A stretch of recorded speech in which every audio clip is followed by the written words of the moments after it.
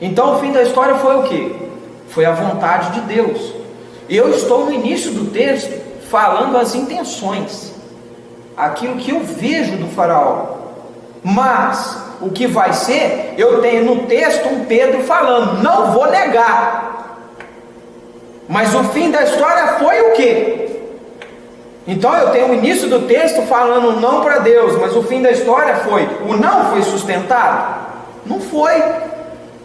Então a análise, ela deve ser ler todo o texto, ler o contexto e ver, Deus foi soberano cabalmente, finalmente.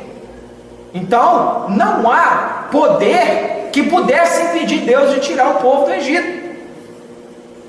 A princípio, se Deus quisesse fazer como fez aos 185 mil soldados da Síria com todos os egípcios, ele o faria.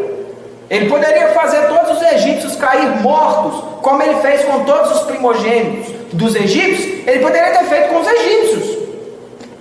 Ele só deixou os egípcios vivos para eles verem a glória de Deus, para eles sentirem o castigo merecido de ter escravizado os filhos de Deus.